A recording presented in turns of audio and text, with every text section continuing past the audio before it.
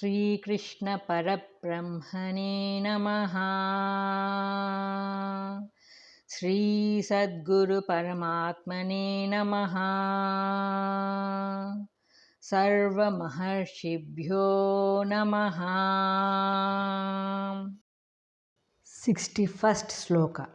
Tani sarvani samyamya yukta asita matparaha vasehi yasyendriyani tasya prajna pratishtita. Substance.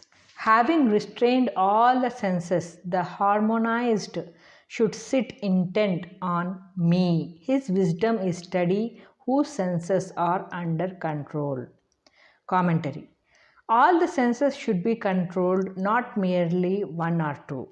A pot with a single small hole cannot retain water. So, sense pleasures of any kind will lead to a downright fall from the spiritual aim. This is emphasized again and again by the Lord. That is why the word sarvani, all, is used frequently, verse after verse. In this verse, two practices are mentioned. First one, control of the senses from running out and attaching themselves to sense objects. And secondly, directing the mind towards the Supreme Lord, merging in Atma. It means rejection of the objective world, drishya, and identification with the subject, drik. Both practices are necessary. The first practice alone is not enough. In sleep, the senses do not function and the objective world is not there, and yet there is no knowledge. So, identification with the subject, drik, is essential. While rejecting the object world, drishya, it is not enough to clear depths. One should acquire some property. Then he is satisfied. Similarly, let a man ceaselessly reject the sense world as it appears, and at the same time, let him think of himself as the pure and perfect Atma. Again, the second practice, meditating on Atma, is no doubt good. But without the first, the seeker is sure to fall off from the high aim. So, the two practices should be undertaken simultaneously.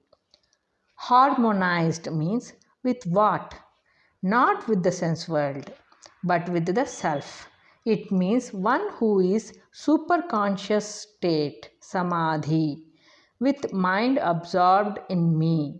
Means Lord Krishna is God himself. So when he speaks of me, the Supreme Self is suggested. The dualists contemplate the sublime and beautiful form of Lord Krishna and are entranced by it. They sing his name in 1,000 ways. They find delight in his glory and the wonderful attributes of divinity in him. Blessed are those devotees who have renounced the world and live in the Lord in an ecstasy of joy. The Advaitin makes no difference between the Lord and the Supreme Self. They are one and the same. This is the finest fruit of Vedanta, that there is only one indivisible existence, knowledge, bliss, absolute. In that state, God and the devotee becomes one. The Gita is the scripture both for the devotees, bhaktas, and the jnanis. So, the reader should interpret these expressions correctly and not fall into the error of accepting only one aspect of truth and rejecting the other. In this verse, the first line points out the practice and the second line the result of the practice. The first line says that the seeker should control the senses and establish himself in Atma. The second line declares that such a man acquires firm knowledge of the Supreme. Without sense control, the mind cannot be fixed in Atma. Even if one tries to do so, it is immediately drawn out by the distracting power of the senses. The energy acquired through meditation is frittered away by indulgence in the sense pleasures. The peasant may work hard all the day to water the field, but If there are rat holes, all the water goes into them and nothing remains to water the field. So these rat holes should be plugged first, and then the work of the peasant bears fruit. Even so, the rat holes of the sense desires and sense pleasures should be stopped first, so that whatever divine contemplation one may practice might gather strength gradually and lead to final illumination. Let the seekers understand the importance of sense control for self realization and follow the practice with courage and determination. Question: what are the means of self realization? Answer: restraining the senses and fixing the mind in Atma are the ways of self realization. Question: what knowledge is firm? Answer: the knowledge of the man who has controlled all the senses remains firm. The Lord warns the disciple about the disastrous consequences of yielding to sense pleasures. 62nd sloka. Dhyayato Vishyan Pumsaha Sangaste Shupajayate Sangat Sanjayate Kamaha Kamat Krodho Bijayate. 63rd sloka. क्रोधात् भवति सम्मोहः सम्मोहात् स्मृतिविभ्रमः स्मृतिभ्रंशात् बुद्धिनाशो बुद्धिनाशात् प्रणश्यति. Substance. As man contemplates sense objects and attachment for them arises. From attachment, desire for them will be born. From desire arises anger. From anger comes delusion. From delusion comes loss of memory. From loss of memory comes the destruction of discrimination. And from destruction of discrimination, he perishes. Commentary. These two verses are of great importance for the spiritual aspirant. The gradual process of self-destruction is traced here with psychological accuracy. The contemplation of sense objects is the first step in the downward process.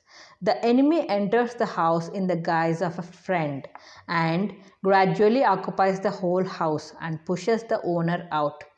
There is an English proverb, "Give me room to sit down and I can make room to lie down."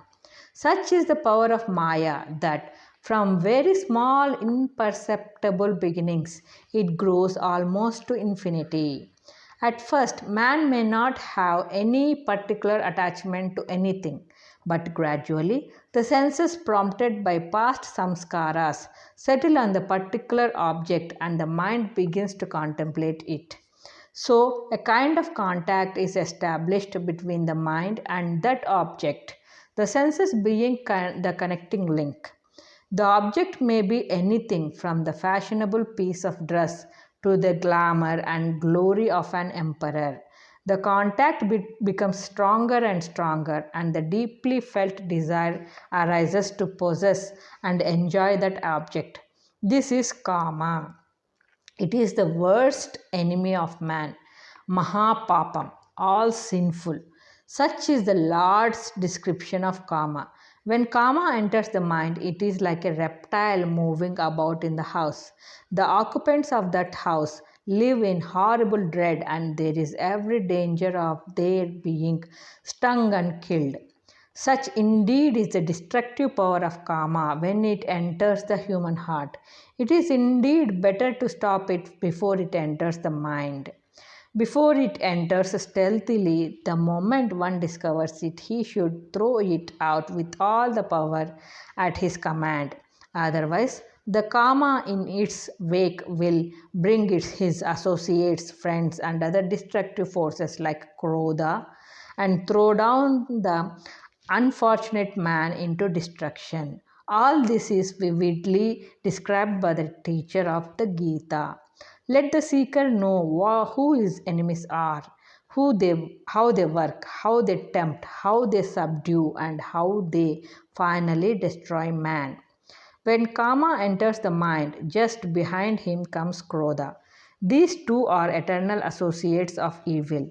One cannot be without the other. Such is the closeness of the intimacy.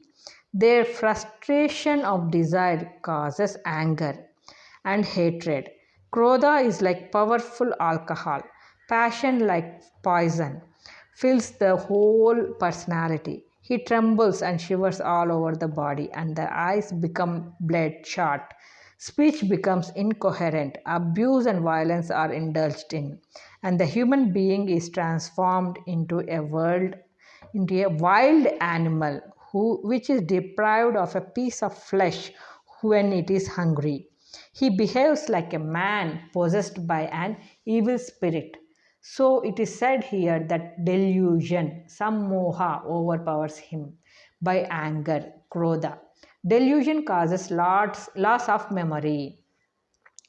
The deluded man, fired with anger, forgets the people with whom he is dealing, be he a father or guru or friend. The angry man abuses him and strikes him down. For the time being, he forgets the status of the person, honor for the father, reverence for the guru, affection for the friend. This is loss of memory, smriti vibhramaha of one's self. So long as a man holds on to the self, anger cannot overpower him. But the moment that memory of his true self is lost, man becomes a beast. From loss of memory, discrimination of right and wrong is lost. By the destruction of the grinding intellect, man perishes. Therefore, the Lord wants the aspirant to keep himself away from sense objects and practice self control. Contemplating the objects of the senses means it is important to note that the word contemplation is used in this context. Contemplation is not a new faculty to be acquired. Every man is constantly in the state of contemplation. Some contemplate wealth, others the pleasure of wine, others the pleasures of sex, others the dignity of position, name, and fame. So the world moves on, each one attached to a particular desire, meditation on it, and trying to realize it as much as possible. So, contemplation is the natural faculty of the mind. The wise man who has understood the worthlessness of the worldly pleasures turns his mind to God and contemplates the purity and glory of God. He attains pure joy and endless peace. What is required is that the same power of contemplation which runs after worldly objects should be given a new direction towards a spiritual aim. We come across stories of men immersed in sensuality, suddenly turning out to be pure devotees of God. What happens in such cases is that the man, by some cause or another, discovers the filthy nature of sensual pleasures and turns away from them, and the mind naturally runs for the pure and perfect with the same force and momentum as it formerly had for sense pleasures. The point is, contemplation should be directed towards Atma and not towards sense objects. Prahlada asked the Lord for the same boon, that his mind may always be fixed in the Lord and not in the ephemeral world. Question: what is the cause of man's destruction? Answer: contemplation of the sense world is the first in the chain of causes leading to destruction.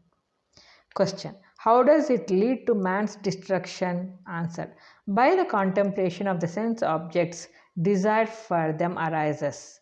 Desire leads to anger. When it is frustrated, anger causes delusion. Delusion causes loss of memory. Loss of memory causes destruction of discrimination, and by the loss of discrimination, man perishes.